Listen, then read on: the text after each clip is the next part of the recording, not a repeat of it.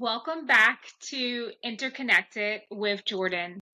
I'm your host, Jourdan Saunders, and today I am so excited to share our next guest, Anne. Today's episode is for anyone who has ever been handed unexpected news about someone they love and found themselves needing to navigate a complicated system while holding on to hope, clarity, and connection.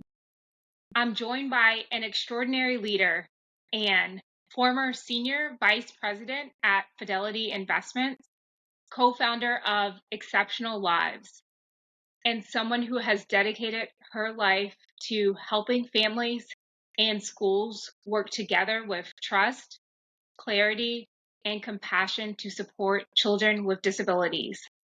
So, this episode is for you if you've ever faced overwhelming systems, whether in education, healthcare, or life, and maybe you felt lost trying to advocate for yourself or a loved one.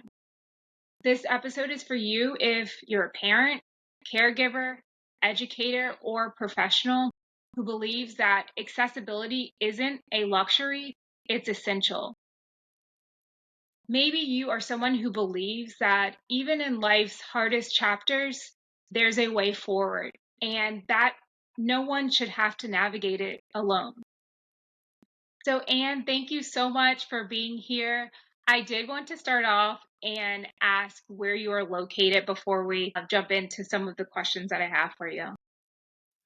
I'm actually located in Boston, but Exceptional Lives has information for families and educators, really any place in the country. Though the two states we do the most work in are Massachusetts and Louisiana. Awesome. And then I was reading all about the incredible work you've done over the years and your journey and story. If you feel comfortable sharing, I'd love to start with a moment that left a lasting impact on your life. You've shared that the day you and your husband received your son's cerebral palsy diagnosis is a memory that stayed with you. Would you be willing to bring us into that experience and what it felt like, not just hearing those words, but stepping into a future that suddenly looked so different from what you had imagined? Certainly. And I also want to thank you, Jordan, for having me today. I'm just very grateful for the opportunity to talk about exceptional lives. And I hope that it might, my journey might be able to help someone else who's going through a similar journey. So when my son was born, we were told everything was fine. He had had a stroke in utero, which is something that does happen. And as a result of that, he we noticed that he wasn't using much the right side of his body, so he didn't crawl. He couldn't use his right arm; was very stiff, and this is what tends to happen when part of the brain has been damaged. And so we finally got a appointment with a pediatrician, then with a developmental specialist. And I will not forget the day. It was right after 4th of July in the summer, so it was very hot outside. But we were sitting in this very sterile office, and I had my son on my lap. My husband was there. We were both dressed to go into work after this appointment. And I remember, the doctor, you said, "Oh, I'm going to use a term that you may not be familiar with, cerebral palsy." So, um, my when my husband and I were growing up, we both went to school in the 70s. You did not have much exposure to other children with disabilities. I remember walking down the hall of my school and just seeing this classroom where they would be, and I'd occasionally looking in the door. So when I heard these words, all I could think of was that classroom that I had occasionally, as a little child, looked into.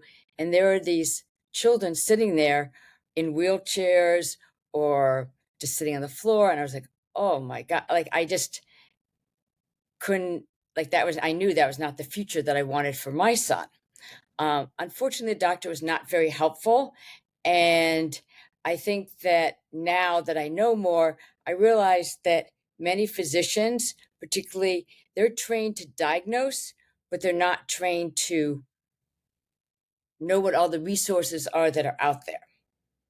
The only thing this physician said to us was, "Oh, maybe you should go up to the 8th floor of this hospital and try to book him a physical therapy appointment." That was it. At that point, my son really needed speech therapy. He needed occupational therapy. He needed a lot of things, but I didn't really know what those were yet. So I remember that, we just you felt like the world had kind of like you're going down the elevator and you get this sort of pit, like this sinking feeling in your stomach. We just didn't know what to expect. And it was all of a sudden like this vision you have for your child is very different. But I think it's also surprising how much how much us humans can handle if we are willing to just kind of keep an open mind.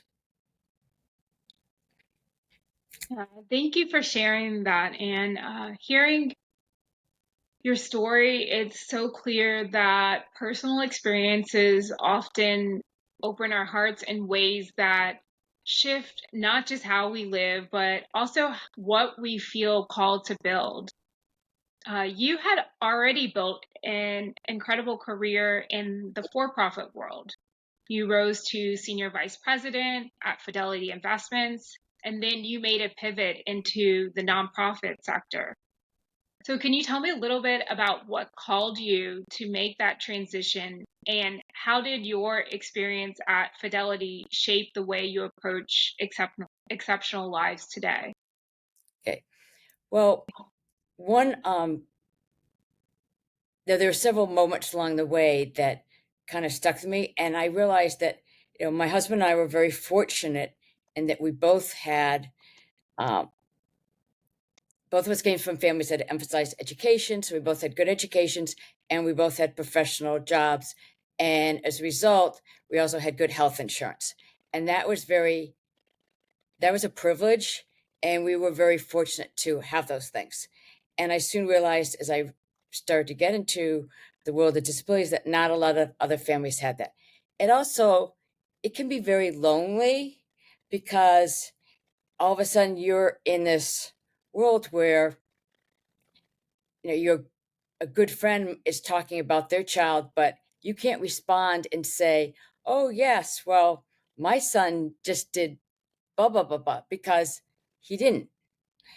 And so I felt that loneliness, and I felt that it would be helpful if there would be other families, a way to connect families and for people to get information. When I contacted early intervention, and Massachusetts has an excellent early intervention system, I was told, "Oh no, we're completely full." And that was that. I didn't know that that was illegal. And the when I there was not very good information online either at that time. So I was just fortunate that a friend of my husband's wife was an occupational therapist, and she helped me a lot initially. The other thing that happened, this is kind of like the other memory that stuck with me, is my son's first IEP meeting when he was 3. Well, actually, before 3. So I was not at this IEP meeting. My son had had surgery to help him walk, and I was in the hospital with him. My husband went to the meeting. At that time, my husband and I were both in our mid-30s.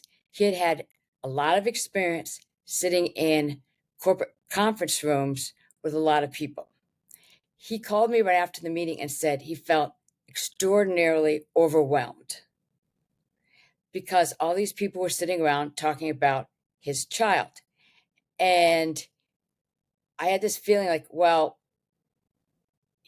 and as I reflected on it later, he's a guy, he's tall, he's a big guy, who's used to this environment.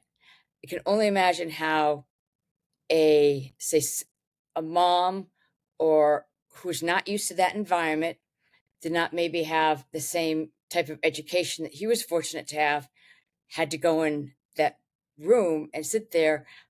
It'd be very easy for people to say to her, "Oh no, your son doesn't deserve that, or your son doesn't have that."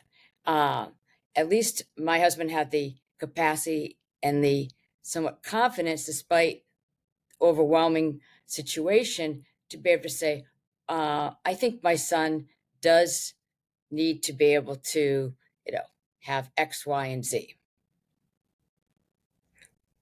Yeah, that's so important. You bring up such a great point because it can be overwhelming just getting a diagnosis, uh, trying to navigate system information overload, or maybe not having enough information, being able to know what resources align and what would be best for your child, aligning all the service providers, as well as just making sure emotionally, physically, that you're getting the support. And you also discussed too about just having other friends around you that may be going through a different journey and now feeling this disconnect, and then going into a meeting with all of these other professionals that are using different terminology is very overwhelming. And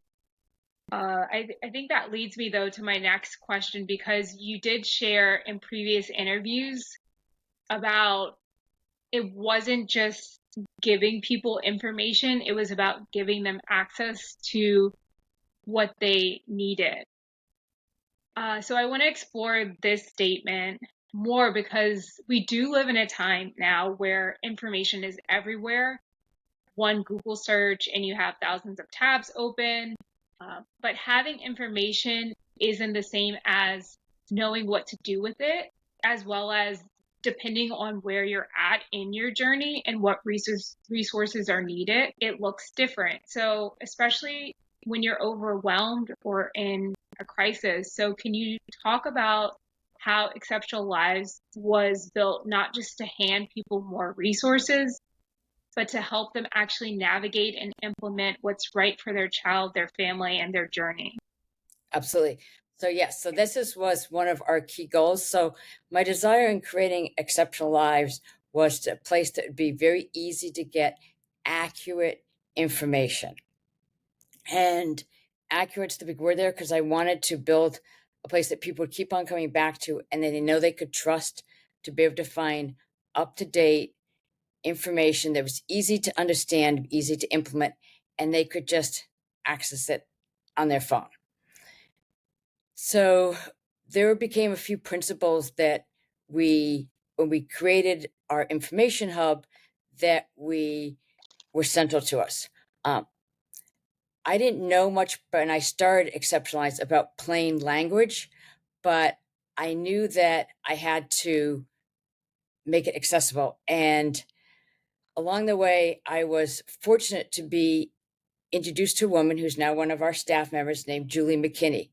And Julie is a plain language expert. That means that she writes things in a way that's very simple to understand.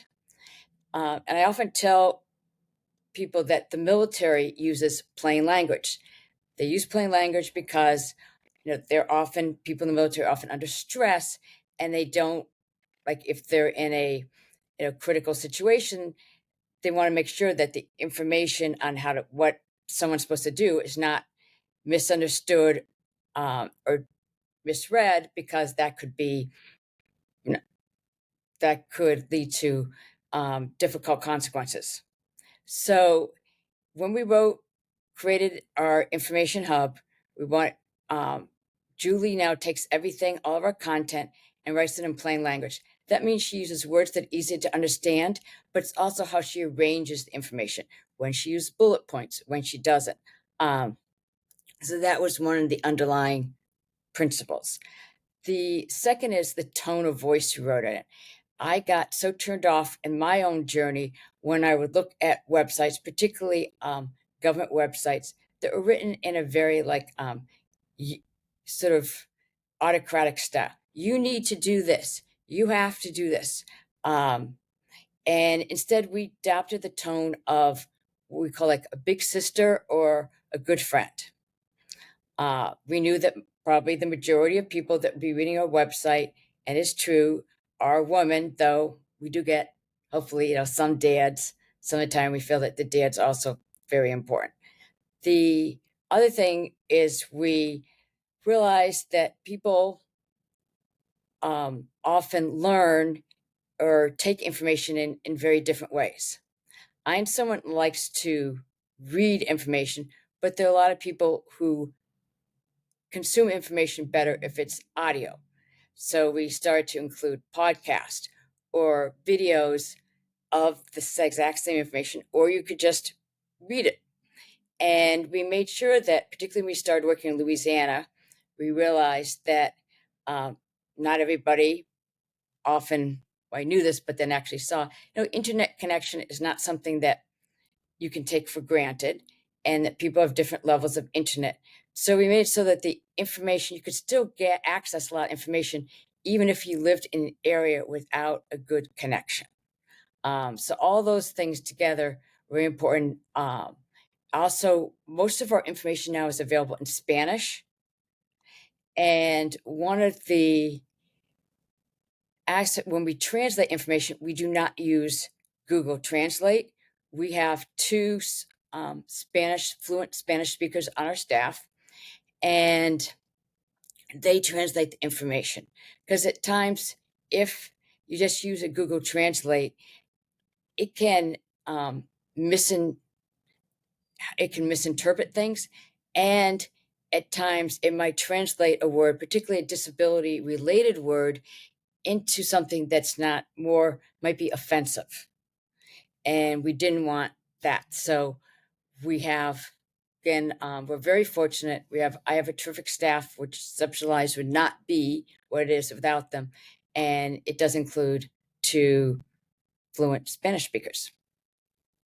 Wow, you all have really done a great job in terms of all of the behind the scenes that often we don't think of, when not just even from the resource standpoint, but even access to the information, and making sure that whoever is going on to get those resources can actually access and be able to utilize the information.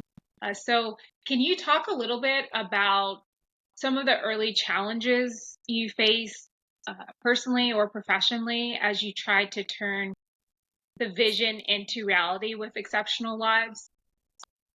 Yes. Well, it's not been an easy journey. We always fundraising continues to be difficult. Always, it's incredible that disabilities is not an area which many foundations or high net worth individuals support. People do like to tend to support something where they can say, "Oh, I sent 5 kids to college." And what I hope people understand, and I've tried to tell story, is that yes, the achievements might be a little bit different, but often here you're affecting a whole family, because parents are only as happy as their saddest child. And if you can get, if the child with disabilities is getting the supports they need, that makes a difference for the entire family. Mom and dad can have more time. The child with disabilities is as a chance to become an individual who could maybe have some type of job, or be more independent, and that can take a huge burden off the family. So one is, always fundraising is always a difficulty. Second is we learn by, somewhat by trial and error. One of the things we have done that's been very helpful has been focus groups. We've done a lot of focus groups over the years, in which we are fortunate to have come across a great researcher who we try to stay hands off. So she'll do everything from finding the participants to conducting the focus groups. That way we don't have any influence on the results. And it's sometimes like, that's how we learned, wow, like we really have to change this, or yes, the information, we thought it was clear, but it's not clear. We also initially just started to have our resources be available for families and to teach them, what they needed to know and how to particularly to work with school systems. We realized that we creating families that were advocates doesn't work if the educators don't know how to respond. And so then we started to work with educators, and that's been extremely fulfilling because I've met some extraordinary teachers and administrators who really want to do the best for the student that's in special ed. But sometimes, particularly if they're a general educator, they haven't had the background or the they haven't received the professional training to know exactly, particularly how to work with the families. And unfortunately, this is a system that has been built up within a legal framework, and that always makes people nervous. And if you can kind of put that aside and just focus on, oh, it's two humans coming together that just want the best for this child, that can change the dynamics considerably. Yes, I really admire that about what you all are building, especially when you're talking about the last piece.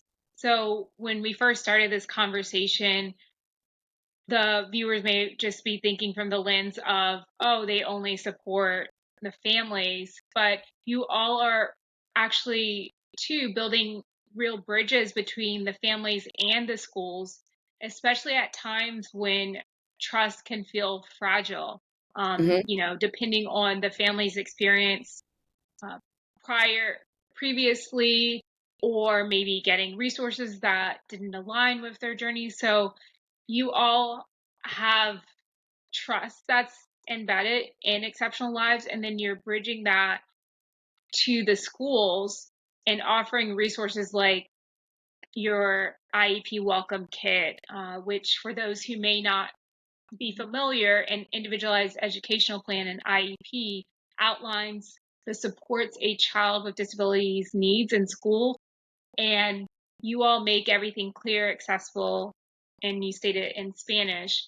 Um, and I think that's really important because, like you stated, you may have where the family has these resources and information, but then when you go into an IEP meeting, it may feel a little bit intimidating with this legal document. And a lot of times the families are trusting in the team at the school to provide them whatever they need as well. And there may be some times where there has to be a conversation of something different that the child may Right. need, but having the tools for that family to be able to feel confident and empowered to speak up and state that, instead of always feeling that they just have to go along with whatever all of the professionals say within the school, and vice versa too. On the other end, um, the educational piece that you all are providing for the schools of how do you build that bridge. So could you tell like a story, or just, I know you told a little bit from a big picture lens, but just in action, like what that looks like when you are building that bridge, or maybe a story that comes to mind? Sure. Well, I think that, right, when there's actually can be a conversation at times, and people are not worried that, oh, if I say the wrong thing, the family will sue us, or and again, if people just approach it in terms of what's best for the child. So there was a situation that happened recently where a family was upset with the school because they felt that their child needed to have a support and aid with the child all the time. And the school, when they actually sat down and talked about it, the school explained that they weren't withholding the aid because they were trying to save money or something like that. They actually felt that there'd be times where they had seen the student be independent and they wanted to try to encourage more of that independence. And they assured the family that the aid could come back in place. But it was really, the school had given a lot of thought to what this student needed. But within the whole framework of how these means can work, that had not been fully explained to the family. And the family felt like they were losing something that they might never be able to get back again. When really the school had given it considerable thought as to, oh, this might be a way for the student to actually become more independent. And that is what happened. The student did become more independent. The family saw what was happening and it worked. But it took to have that conversation. And I think that that's often what it is. It's just people taking time to have the conversation and to show that there has been thought and care put into a recommendation. Uh, I've met some amazing educators. I've gone through this, and particularly, since COVID, it's a tough, working education is not an easy field. Working special education is not an easy field. It's not something that I could do. And so I have enormous amount of respect for the, special education people out there, teachers and administrators who really want to, in most cases, want to do the best for their students.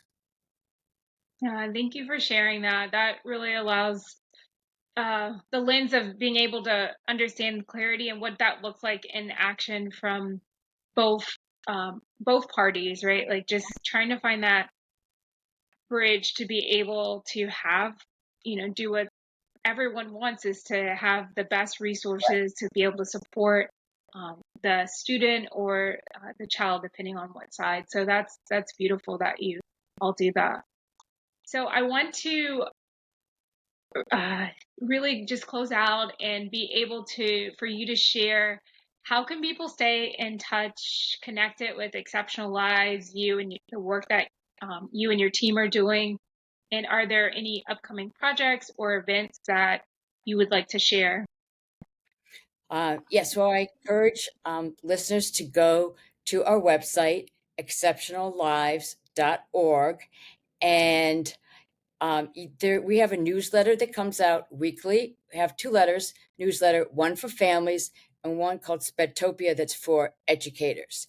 And if you scroll to the bottom of the homepage, you will see there where you can sign up for the newsletter. And I think that, hopefully people will find it to be helpful. We are trying right now there's a lot of change in the field of special education. And for example, we just recently published in our newsletter, it's also on our blog, just a post about, all right, this is what we know. We're just trying to keep people informed with facts. It's not political, but just facts as to, all right, this is what we know. IDEA is still in place. And as far as we know, things are proceeding as usual. We've also are doing, we're going to be coming out with a piece soon about educational savings accounts. This is something, a new, sort of a new feature or that's being offered by many states. And it can vary state by state in what families whose children are special education can receive through these can differ state by state, but we're trying to give you questions to ask in order so that you can find out how that operates within your state. So if you sign up for our newsletter, that would be something coming out soon. Finally, also, if you are stuck, no matter where you are, we have a helpline. And when I say helpline, it's assistance available through chat on our website. You can email us, you can text us, and tell us what your issue is. Most of the time, it's answered it is responded to by a human. And we do have, if you are a Spanish speaker and you prefer to speak with one of our Spanish staff, you can do that. So we do have live help during the day. And thank you so much for sharing your heart, your vision, and your story with us. Your work reminds us that behind every statistic is a story, and behind every story is a family looking for hope, clarity, and for a path forward. To those listening, thank you for tuning in. Whether you're a parent, caregiver, or professional, or simply someone who believes in a more compassionate world, you are part of this movement toward connection and accessibility. So let's keep walking this road of advocacy, resilience, and possibility together. Until next time, stay interconnected. Thank you so much, Jourdan.